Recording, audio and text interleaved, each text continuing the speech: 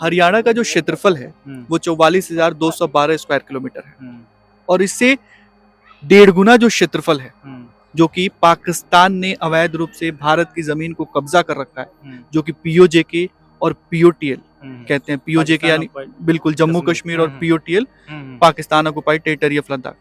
क्या आपको ये मालूम था पहले? नहीं, ये तो बिल्कुल पता नहीं था कि हरियाणा 1.5 गुना ज्यादा एरिया जो है हमारा वो पाकिस्तान ने कब्जा कर रखा है। ये पता नहीं था बिल्कुल, सीरियसली। K2 का नाम आपने सुना है? बिल्कुल सर, मैंने सुना है। ये हिमालय की सबसे सेकंड लार्जेस्ट चोटी है सर। हिमालय की दूसरी सबसे ऊंची चोटी है। क्या आपको मालूम है K2 जो है उस पर पाकिस्तान का अवैध रूप से कब्जा है? बिल्कुल सर, नहीं मालूम है। ये मालूम है सर कि ये इंडिया में आता है, बाकी ये नहीं मालूम है कि सर ये पाकिस्तान ने इसको एक्वायर्ड कर चुका है। मुझे ये पता था कि अवैध रूप से कब्जा कर रखा है, लेकिन इतना बड़ा एरिया कब्जा कर रखा है ये नहीं पता था। ये मालूम तो था लेकिन ये नहीं पता था कि इतना ज्यादा कब्जा किया हुआ है, और ये तो बहुत ज्यादा है। इसके लिए तो हमें लड़ना चाहिए।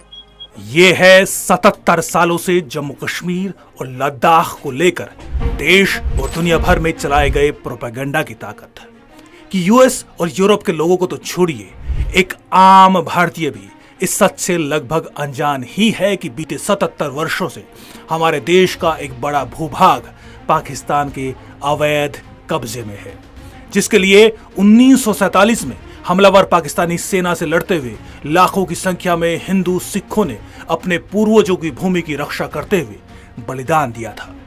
जीवित बचे लाखों हिंदू सिख विस्थापित होकर शेष भारत के विभिन्न क्षेत्रों में बसे जरूर, लेकिन उनकी पीढ़ियां आज भी अपनी मिट्टी, अपने पूर्वजों की भूमि की मुक्ति के इंतजार में है। आदमी अपनी जड़ों को छोड़ नहीं सकता। हमारा कल्चर वहाँ था, जड़ें हमारी वहाँ थी, मिट्टी वहाँ की थी, वातावरण वहाँ का था। मैं अपने आप को सौभाग्यशाली मानूंगा कि अगर मैं वहाँ जा पाया, और अगर 1% भी होगी तो चाहे मेरे को कुछ भी करना पड़े, मैं एक बार अपनी जन्म को नमन तो करके।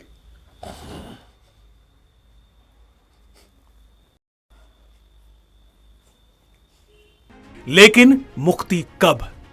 इस सवाल के जवाब के लिए जरूरी है कि देश का हर एक नागरिक पहले इन क्षेत्रों को समझे, इनको जाने। जब धीरे धीरे एक जन आंदोलन का स्वरूप लेगा तो पाकिस्तान के अवैध कब्जे में इन पुण्य भूमि को मुक्त कराने का रास्ता भी अपने आप खुल जाएगा।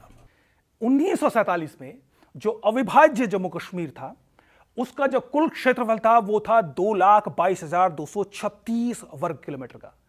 उसी का करंट पॉलिटिकल मैप आप देख रहे हैं। Yellow part Ladakh union territory का है, white part Jammu Kashmir union territory का। ये जो व्हाइट पार्ट है ये फिलहाल पाकिस्तान के अवैध कब्जे में है। इसको पाकिस्तान ऑक्युपाइड जम्मू कश्मीर कहते हैं। इसका जो कुल क्षेत्रफल है वो है 13,297 वर्ग किलोमीटर का। 1947 से पहले ये हिंदू और सिख बहुल क्षेत्र हुआ करता था। मीरपुर, मुजफ्फराबाद, भीमर, कोटली ये शहर यहाँ के मुख्य हिंदू और सिख बहुल शहर हुआ करते थे।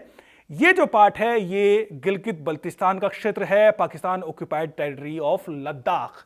ये भी पाकिस्तान के अवैध कब्जे में है। कुल 64,817 वर्ग किलोमीटर की भूमि है, जो कि प्राकृतिक खनिजों से भरपूर है और सामरिक दृष्टि से यह क्षेत्र बेहद महत्वपूर्ण है।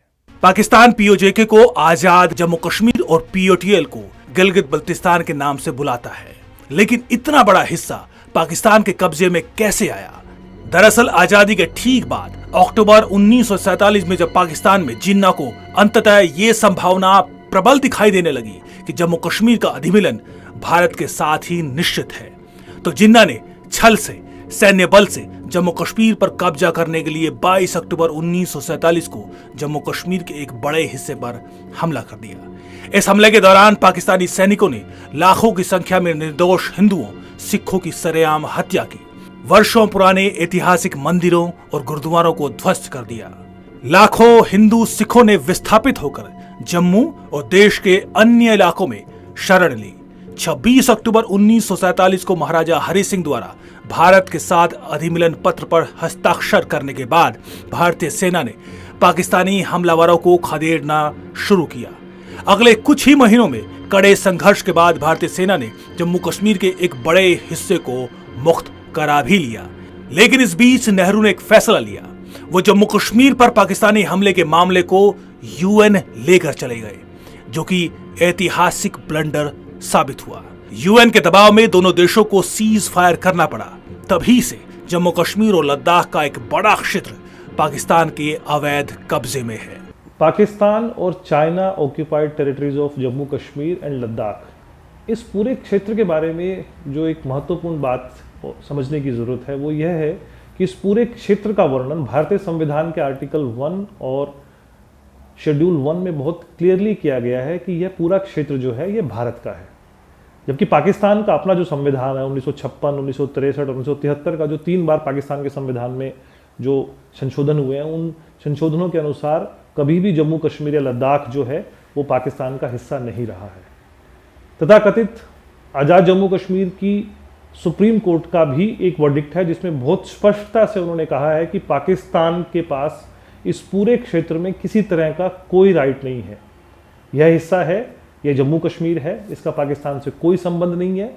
और साथ ही साथ अभी हाल ही में पाकिस्तान के इस्लामाबाद हाई कोर्ट में भी पाकिस्तानी अटॉर्नी जनरल ने एक जवाब फाइल किया जिसमें बहुत स्पष्टता के साथ उन्होंने कहा, ये माना कि एजेके या जम्मू कश्मीर का जो हिस्सा पाकिस्तान के कब्जे में है, जिसमें गिलगित बल्टिस्तान, मीरपुर, मुजफ्फराबाद है, इस पर पाकिस्तानी सरकार का कोई भी नियंत्रण नहीं है, ना ही यह हिस्सा पाकिस्तान का है। पीओजेके और पीओटीएल के अलावा लद्दाख का 37,000 वर्ग किलोमीटर का विशाल क्षेत्र चीन के भी कब्जे में है। चीन ने नेहरू शासनकाल में ही 1962 के युद्ध में एक बड़े भूभाग पर कब्जा कर लिया था। इसके अलावा 5,180 वर्ग किलोमीटर सक्शगाम का एरिया भी शामिल है, जिसे पाकिस्तान ने 1963 में साइनो पाक एग्रीमेंट के तहत अवैध रूप से चीन को दे दिया था। यानी चीन के कब्जे में कुल क्षेत्रफल 42,735 वर्ग किलोमीटर की भूमि है। हम इसे सीओटीएल यानी China occupied territories of Ladakh कहते हैं। गिलगित बल्तिस्तान यानी पीओटीएल का जो क्षेत्र है यह बेहद महत्वपूर्ण है। जियो इकोनॉमिक और जियो स्ट्रेटेजिक दृष्टि से पाकिस्तान की सीमा इसको जोड़ती है। अफगानिस्तान का वखान कॉरिडोर जो कि शिनजियांग चीन से जाकर जुड़ता है, वो भी गिलगित बल्तिस्तान से सटा हुआ है। चीन का शिनजियांग क्षेत्र पूरी तरह से, उसकी सीमाएं भी गिलगित बल्तिस्तान से जुड़ती हैं। ताजिकिस्तान सेंट्रल एशिया का बड़ा देश, उसकी सीमा भी ज्यादा दूर नहीं है गिलगित बल्तिस्तान से। हजारों साल से सेंट्रल एशिया को शेष भारत से जोड़ने का जो रूट था वो भी गिलगित बल्तिस्तान से होकर गुजरता था, सिल्क रूट हो और दूसरे जियो स्ट्रेटेजिक रूट जो है वो इसी क्षेत्र से होकर गुजरते थे। इसकी जियो स्ट्रेटेजिक वैल्यू आप आसानी से उसका अंदाजा लगा सकते हैं। प्राकृतिक खनिजों से भरपूर ये क्षेत्र है। सोने की खदान इतनी ज्यादा है जो कि दक्षिण अफ्रीका से ज्यादा हो सकती हैं, और इसी क्षेत्र में दुनिया का दूसरा सबसे बड़ा ताजे पानी का ग्लेशियर भी है। अब आप सोचिए कि यह क्षेत्र पाकिस्तान से मुक्त हो जाए और इसका अधिकार क्षेत्र दोबारा भारत के पास आ जाए तो विश्व पटल पर जो भारत की धाक है वो किस कदर बढ़ेगी, उसका अंदाजा आप लगा सकते हैं।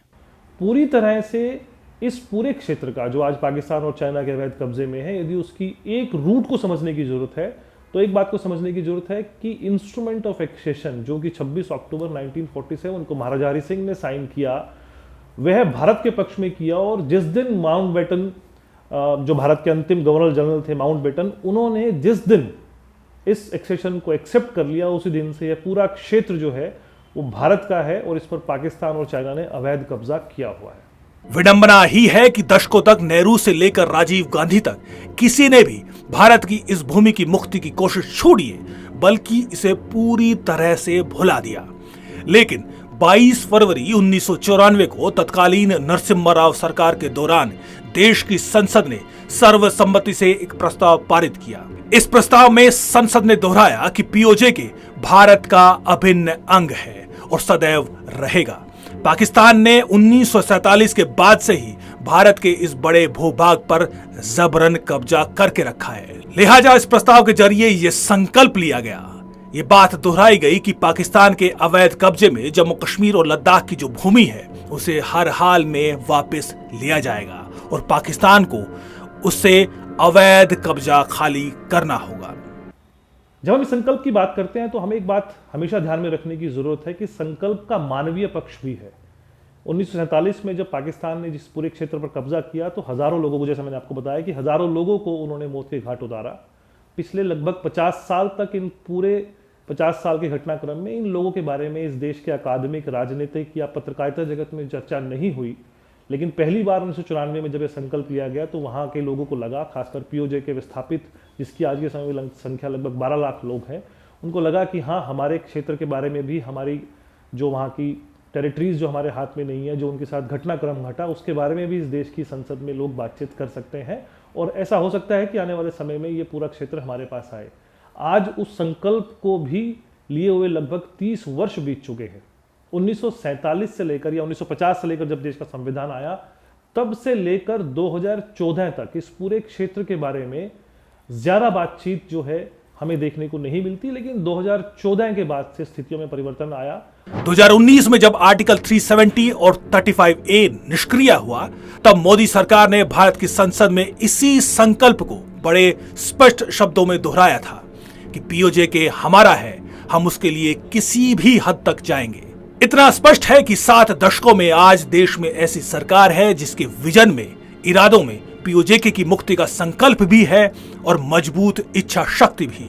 लेकिन इतिहास हमें सिखाता है कि इसकी लक्ष्य पूर्ति के लिए जरूरी है कि देश समाज में एक आंदोलन खड़ा हो, आम जनमानस की आवाज इस संकल्प की पूर्ति का आधार बने। 22 फरवरी यानी संकल्प दिवस इसी दिशा में आगे बढ़ने, जनमानस में एक आंदोलन खड़ा करने का दिवस है। जिस दिन देश संकल्प कर लेगा, उसी दिन पीओजेके की मुक्ति तय है।